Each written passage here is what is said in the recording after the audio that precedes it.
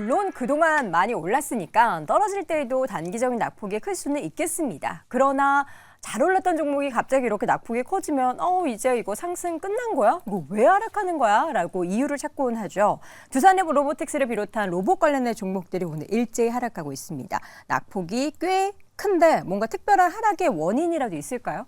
일단 두산 로보틱스만 놓고 보면 그동안에 뭐 10일 연속 올랐던 시점도 있었고 그랬기 때문에 네. 두산 로보틱스는 단기적으로는 좀 조정이다 이런 이야기를 좀 하고 있고요. 특히 이제 내일 5일이죠. 내일 44만 주 가량의 보호 예수 물량이 풀린다. 내일이요? 해제된다. 그래서 변동성이 좀 확대될 것이다. 이런 이야기가 좀 나오고 있는데 전반적으로는 그럼에도 불구하고 로봇 산업 전체의 성장성에는 크게 문제가 없다. 이런 이야기가 나오고 있고요. 최근에 이제 IBK 그 투자증권 보고서에 따르면 인공지능하고 로봇은 연초부터 계속 꾸준히 관심을 가져왔는데 미래 산업으로 분류되고 있기 때문에 앞으로도 대기업 시장 진출 이런 것들이 더 확대되면 두산이 이런 사례지 않습니까? 그래서 대기업들의 시장 진출 투자 본격화되면 이게 더 호재로 작용할 수 있다. 이렇게 논평을 내놨습니다. 네, 삼성 관련해서도 요거 로봇 관련해서 안 좋은 소식 뭐 있다던데 뭐예요? 그게만 미뤄졌나? 뭐 무슨 기사가 나왔던 것 같은데. 임순재 고수님이 그렇죠? 보셨을 것 같은데. 네, 일단 뭐 삼성전자에서 이제 올해 이제 웨어러블 이제 로봇을 출시하겠다. 입어서 하는. 도움되는. 네, 그렇죠. 그거에 대해서 이제 얘기가 나왔었는데 뭐 상당히 좀 기대감이 컸죠. 그래서 연내 출시할 것이다라는 기대감 때문에 최근에 주가가 이제 강한 상승세를 보였다라고 보여지는데 삼성에서 일단 뭐 CEO 발언으로 인해서 웨어러블 로봇을 올해 출시하지 않을 것이다라고 이제 공식적으로 얘기가 나왔습니다. 올해는 사실 뭐 한 달도 한 달 안 남았고 그다음에 음력으로 올해 안에 출시할 수도 있는 거고요. 그렇죠. 네. 음력으로도 올해 안에 출시 못할 겁니다. 그래요? 그러니까 쉽게 얘기해서 뭐 올해 아니어도 뭐 내년 초 정도에는 출시할 수 있지 않을까라는 시장 기대감이 있었죠. 네네. 그렇지만 이제 지금 삼성전자에서 웨어러블 로봇을 이제 양산화 계획을 일단 지금 현재 안 하기로 했다. 그러니까 뭐 취소인지 아니면 수년인지는 좀 더 지켜봐야 되는데, 봐야 될 것 같은데 일단 안 하기로 했다라는 것 때문에 그동안 이제 삼성전자 발로 이제 올랐었던 그런 이제 주가들이 조금 조정을 받는 거 아닌가라는 생각을 해보고 있습니다. 이게 아예 안 하겠다라고 한 건지 아니면 우리가 안 하고 우리가 지분 투자한 뭐 레인보우 로보틱스나 다른 자회사가 할 거야인지도 모르는 거잖아요. 그렇죠. 내용은 아직 뭐 확정돼 있는 건 아닌데 일단은 삼성전자에서는 안 한다라고 지금 뭐 당장은 안 한다라는 부분이 좀 크지 않았나 싶습니다. 네, 이 보면은 사실 로봇주에도 약간 수급의 시소 게임이 좀 많이 발생을 했어요. 그러니까 로봇이 쫙 올라가니까 2차 전지 관련한 종목들에 있어서 수급이 이쪽으로 좀 이동을 하고 이런 부분이 있었는데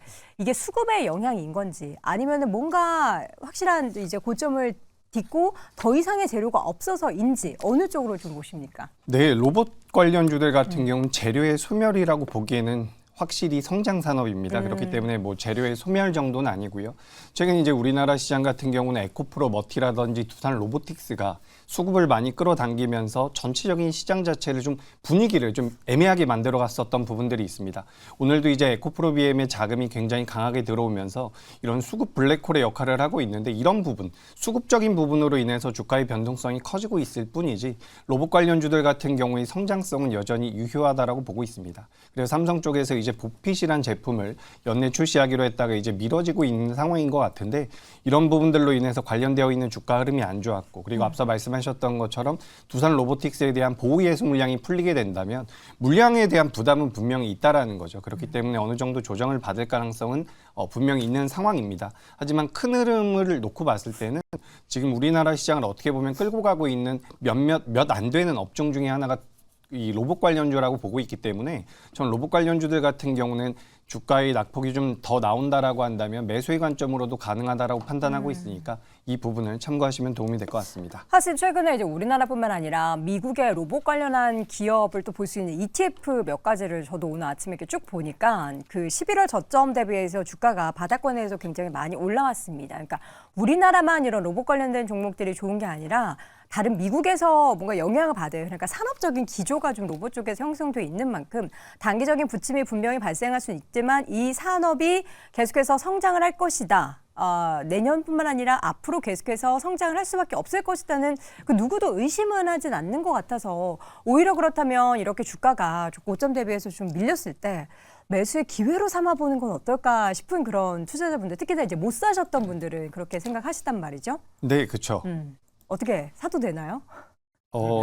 좀 분할 매수의 관점으로 접근하시는 게 맞지 않을까라고 생각을 하고 있습니다. 특히 두산 로보틱스 같은 경우는 보유예수 물량 나오고 나서 시차를 좀 두고서 공략하는 게 맞지 않을까라는 의견을 드려보고요.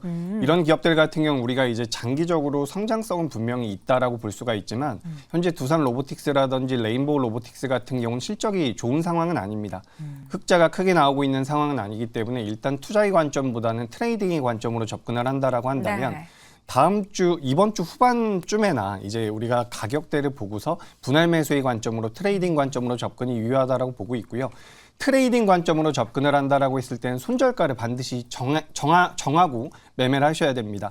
다수의 투자자분들께서 이제 나는 뭐 중장기적으로 매수할 거야, 혹은 단기로 접근을 한다라고 하더라도 내가 생각했었던 가격보다 주가가 하락을 하면 매도를 안 하는 경우가 굉장히 많습니다. 근데 그렇게 되면 오랫동안 물려 있는 경우가 생기기 때문에 트레이딩으로 내가 접근을 할 것인지 혹은 그게 아닌지에 대해서 명확하게 결정을 하시고 네. 접근을 해보시면 뭐 두산 로보틱스 이번 주 후반 정도에는 매수할 수 있는 공략해볼 만한 자리가 한 번 정도는 오지 않을까, 이렇게 생각을 하고 있습니다. 이게 이제 뭐 2차 전지 관련한 수급도 말씀드렸지만 최근에 이제 STO 관련해서도 그렇고 비트코인 가격 이런 코인 쪽 시장에 관심이 많다 보니까 몰렸던 수급이 또 다른 데로 빠져나가는 그런 것도 좀 영향이 있는 것 같은데, 임순재 고수님은 로봇주를 사시겠어요? 아니면 지금 막 급등하고 있는 코인 관련한 종목을 사시겠어요? 일단 제가 코인을 별로 안 좋아해서. 약간 또 그렇게. 네, 그렇긴 하죠. 이제 뛰는 거안 좋아하시는군요.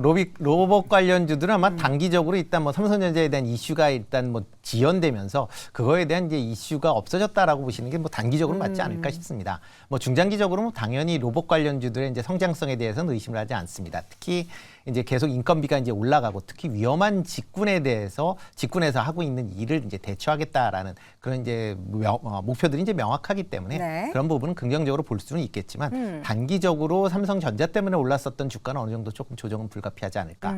그리고 그런 조정이 끝난 다음에는 저점 매수 관점에서는 여전히 관심 있게 보셔도 되지 않을까 싶습니다. 네, 알겠습니다. 어떻게 김장렬 네. 교수님 로봇주 하실 말씀 있으실까요? 밸류가 고점에 왔었어요. 아이고, 두산이. 밸류 얘기는 뭐 매번 했었죠. 그 PER이 27년 기준으로 아까 말씀하신 그 27년이요? 27년 네. 증권회사 거기서 한 것이 5만 원이었거든요. 네.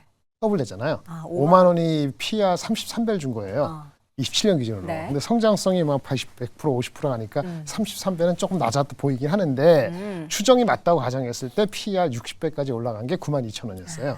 그래서 조금 조정이 아까 이런 핑계 저런 핑계에서 조정이 나오면은 불가피하다. 네, 뭐 모르겠습니다. 10% 15% 이제 빠지면은 그때는 다시 한번 매력이 있을지. 예. 아니 오늘 우리 김장렬 교수님의 카라가 되게 자기 주장이 강하네요.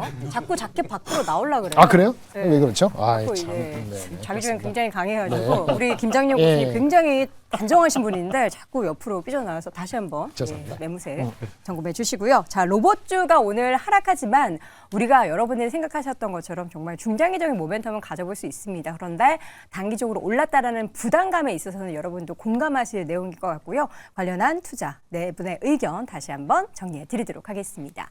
자, 김장렬 고수 서산은 올해까지만 20% 하락 시에는 관심 가져볼 만하다. 박소 고수는 산이 높으면 골이 깊은 법이다. 임순재 고수 단기 실망감은 불가피하다. 이재규 고수는 차익 매물 출회 중이다라고 의견을 남겼습니다. 네, 오늘 짱탑5 함께하고 있습니다. 3위 주제 확인해 보시죠.